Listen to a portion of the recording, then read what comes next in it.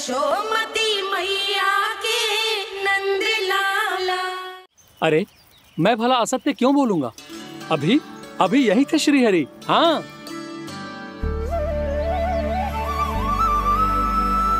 हाँ, जैसे श्री हरि को तो कोई कार्य है ही ना।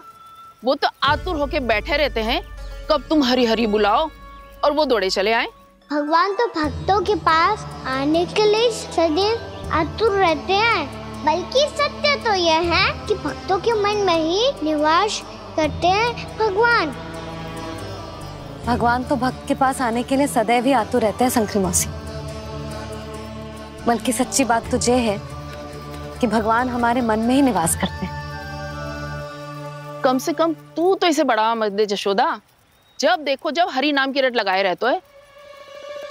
हरि बोलते बोलते ऐसो बावलो होता है कि सारा कार्य भूल जाता है। 2 दिन से अपनी मटकी के लिए चक्कर काट रही हूँ। अभी तो एक चक्कर और लगाना होगा आपको। आपकी मटकी तैयार हो गई है, अभी लाता हूँ।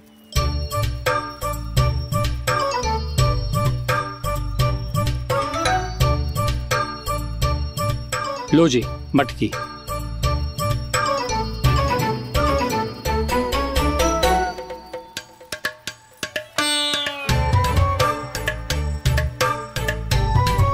इस कच्चे मटके का क्या करूं मैं? हाँ? पर इसे तो मैंने भट्टी में पकाया था।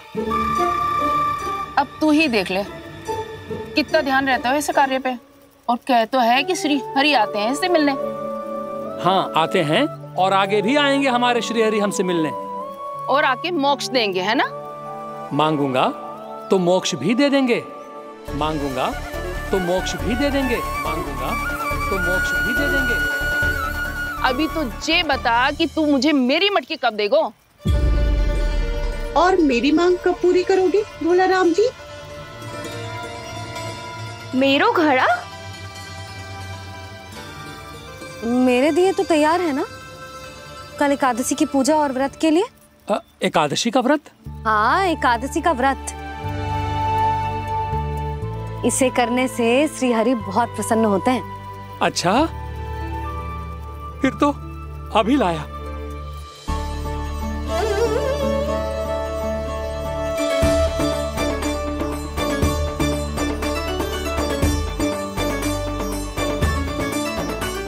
लो जी आपके दिए।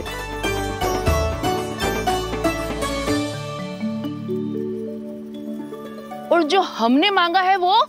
बाकी सब शेष द्वादशी के दिन मिलेगा, क्योंकि कल मैं भी एकादशी का व्रत रखूंगा, क्योंकि कल मैं भी एकादशी का व्रत रखूंगा, क्योंकि कल मैं भी एकादशी का व्रत रखूंगा।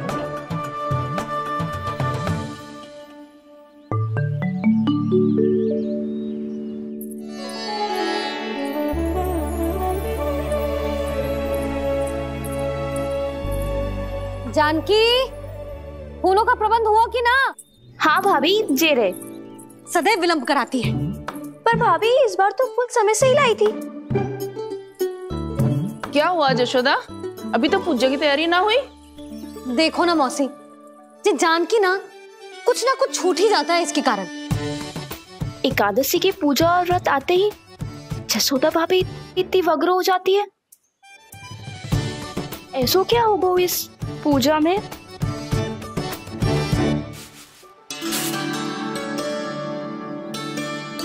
ये थाली में रोली चंदन रखने से, दिया जलाने से के होगो? आपको पता भी है एकादशी का व्रत क्यों रखते हैं? क्या महत्व है इसका? लो जे तो मैं जसोमती रानी से पूछना भूल ही गया।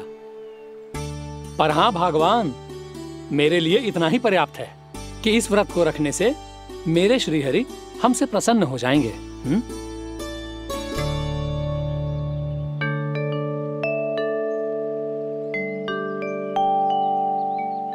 नारायण ही जाने ऐसे कैसे पूजा करते हैं जे श्री हरि की एक मूर्ति तक ना है इनके पास।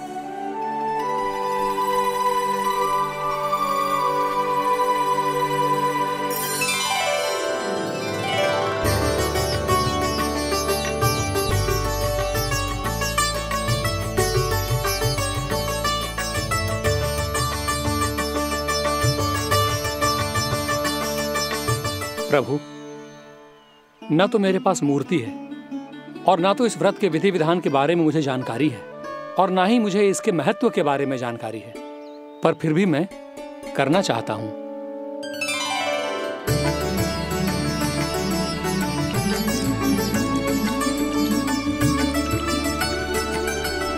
इसीलिए मैं दृढ़ संकल्प लेता हूं,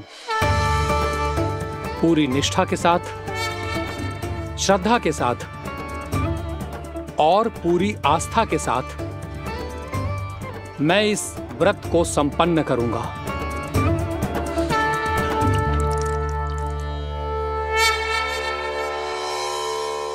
हम संकल्प लेते हैं कि एकादशी के व्रत को पूरी निष्ठा के साथ संपन्न करेंगे।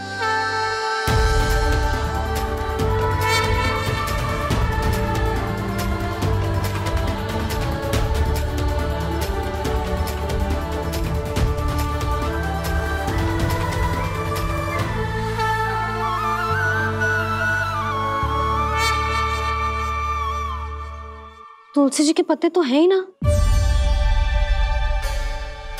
श्री नारायण को तुलसी जी के पत्ते के बिना भोग ना चढ़तो है।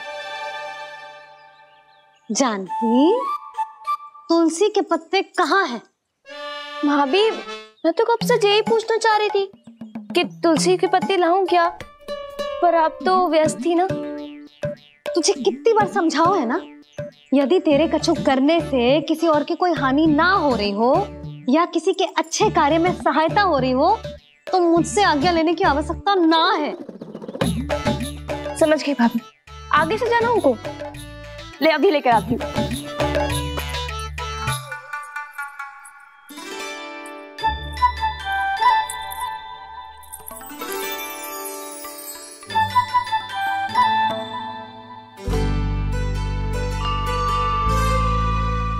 ताऊ, आपने पहले ये व्रत करो है? आपको इसका महत्व पता है? भाभी चल। जानकी, तुमने ये व्रत करो है? फिर तुमको इसका महत्व पता है? सुमति जी, आपको पता है इसका महत्व? कान्हा, क्यों तंग कर रहे हो सबको? मैया, सबने करो ये व्रत, मुझे भी करना है।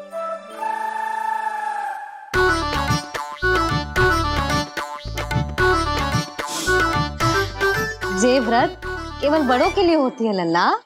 जब आप ये व्रत कर सकती हो, बाबा कर सकते हैं, ये सारी गोपियां कर सकते हैं, वो भी कर सकते हैं, तो मैं क्यों ना कर सकता? क्योंकि तू कल तक भूखा ना रह पाएगा लल्ला। जब भक्त रह सकते हैं, फिर मैं क्यों नहीं रह सकता? मेरा अर्थ है कि नारायण के भक्त मैया, मैया मान जाओ ना, मुझे करने दो ना ये व्रत। अपनी लल्ला पे आप विश्वास ना है आपको? विश्वास है। अच्छा ठीक है, तू भी कर ले।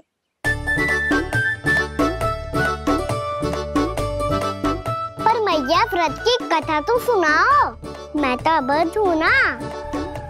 मुझे कैसा पता चलेगा कि ये व्रत करते क्यों हैं?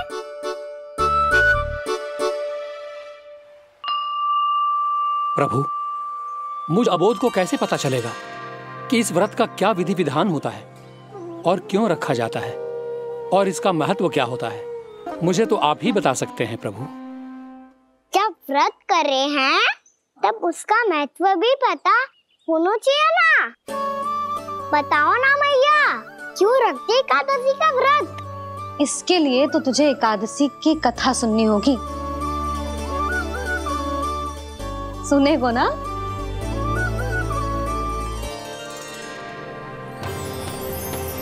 वसुदेव सुतं देवं हंस चाणूरमर्दनम् श्रीहरि, यशोदा परमानन्दं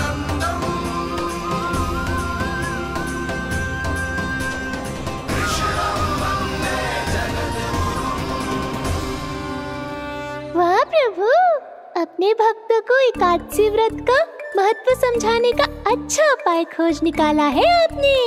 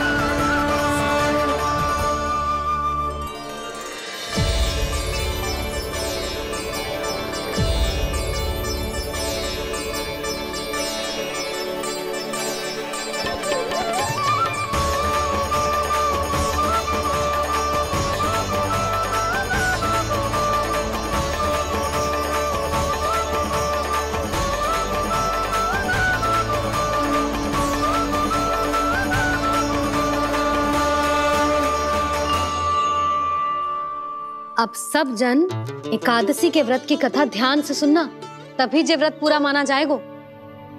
समझो लल्ला?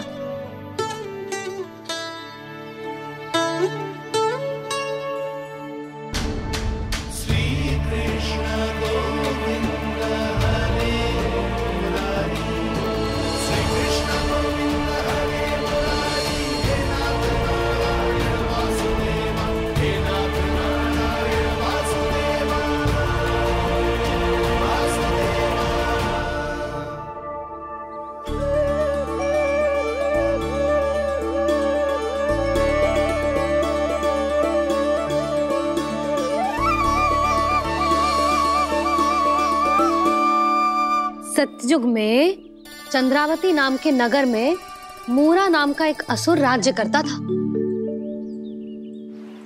ओम ब्रह्मदेवाय नमः। ओम ब्रह्मदेवाय नमः। ओम ब्रह्मदेवाय नमः।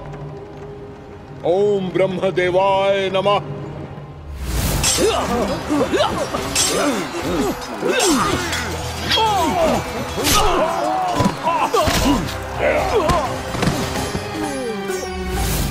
ओम ब्रह्मदेवाय नमः। ओम ब्रह्मदेवाय नमः। जब उसने देवताओं के हाथों असुरों की पराजय देखी, तब वो वरदान पाने के उद्देश्य से ब्रह्मा जी की तपस्या करने चला गया।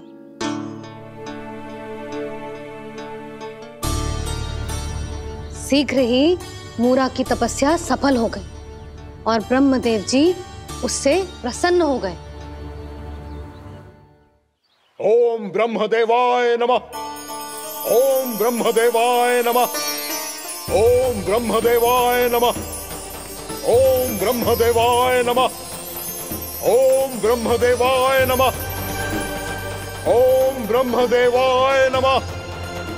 ओम ब्रह्मदेवाय नमः। ओम ब्रह्मदेवाय नमः। ओम ब्रह्मदेवाय नमः। मूरा, प्रणाम ब्रह्मदेव। तुम्हारी तपस्या सफल हुई। बोलो, तुम्हें क्या वर चाहिए?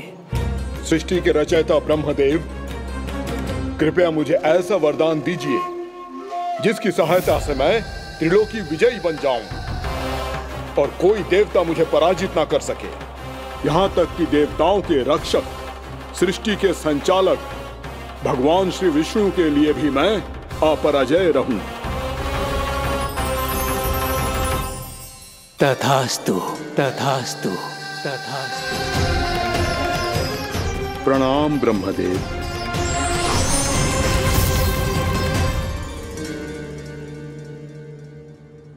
ऐसा वरदान पाकर मूरा बहुत अभिमानी होगा। यक्षों, किन्नरों, यहाँ तक कि देवताओं को भी युद्ध के लिए ललकारने लगो, पर किसी ने भी उसकी ललकार को स्वीकार ना करो, क्योंकि सभी उसकी शक्ति से बहुत भयभीत थे और उसके सामने युद्ध किए बिना ही अपनी पराजय स्वीकार करने लगे और फिर दंभ में आके उसने स्वर्ग लोक पर भी आक्रमण कर दियो और देवराज इंद्र तक को चुनौती दे डाली।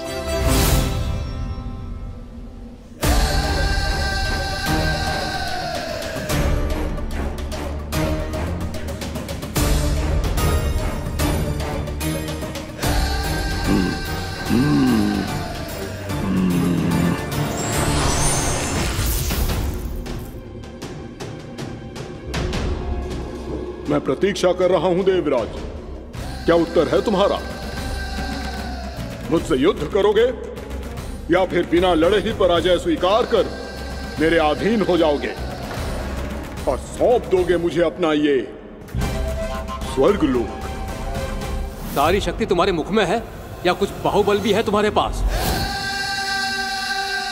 मैं तुम्हारी चुनौती स्वीकार करता हूं मूरा, मैं तुम्हारी चुनौती स्वीकार करता हूं मूरा।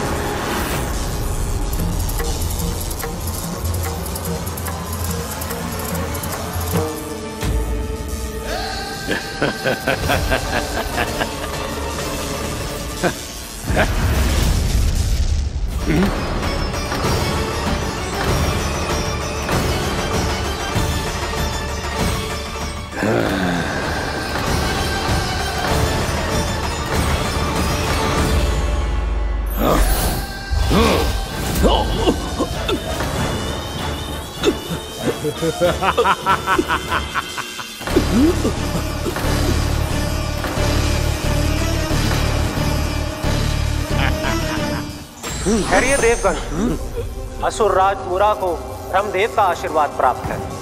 आप में से कोई भी इन्हें पराजित नहीं कर पाएगा।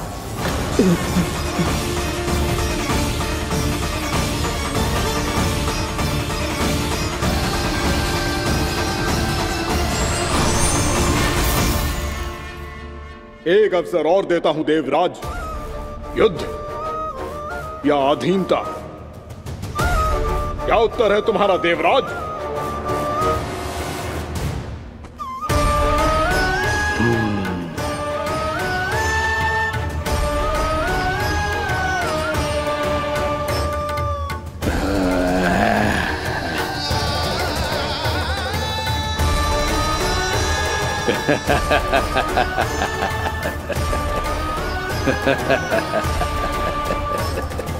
इंद्र और सभी देवताओं ने मूरा के आतंक में आके उससे भयभीत होके अपना सिंहासन छोड़ दियो। अब मूरा स्वर्ग का अधिपति बन गयो और शीघ्र ही उसने अन्य सभी असुरों को स्वर्ग में निवास करने के लिए आमंत्रित कर दियो और इस प्रकार से वो धीरे धीरे तीनों लोकों का सम्राट बन गयो। उसे किसी ने रोका नहीं मैया? ना लल्ला, इतना साहस किसी में था ही ना। और फिर जे निश्चित करने के लिए कि भविष्य में किसी और असुर की मृत्यु ना हो, वो यमराज पे भी विजय प्राप्त करने के लिए यमलोक की ओर प्रस्थान कर दियो। वो तो अपने आप को और सभी असुरों को अमर बनाना चाहता था, पर देवता और यमराज भी उसकी जो योजना समझ गए थे। इसीलिए उसके आने से पहले ही सारे देवताओं ने श्री नारायण से सहायता के लिए गुहार लगाई। अब केवल आप ही कुछ कर सकते हैं प्रभु। अभी तो मूरा केवल त्रिलोक का स्वामी है और यदि उसने यमलोक भी जीत लिया तो वो जीवन को ही नियंत्रित नहीं करेगा प्रभु, वो मृत्यु का भी स्वामी हो जाएगा। ऐसे में पहले सृष्टि का संतुलन तो नष्ट होगा प्रभु, और फिर स्वयं सृष्टि ही नष्ट हो जाएगी।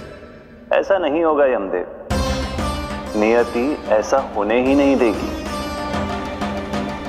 विधि रचेगी खेल और मैं बनूंगा माध्यम। असुर राज मुरा का सामना मैं करूंगा। बस आप मुझे चुनौती देने के लिए उसे तैयार कर लीजिए, चाहे उसके लिए आपको साम दाम दंड भेद कोई भी उपाय क्यों ना अपनाना पड़े।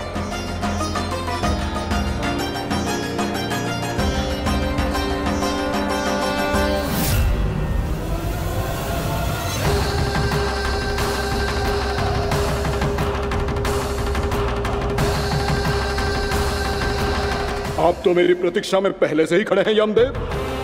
तब तो आपने मेरी चुनौती के बारे में भी सुना ही होगा। कहिए, क्या उत्तर है आपका?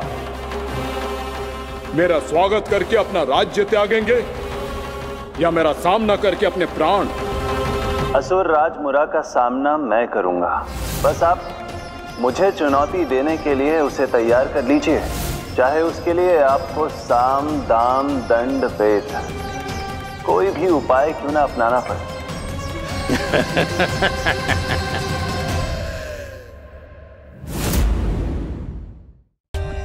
For more updates, subscribe to our channel, click the show links and enjoy watching the videos.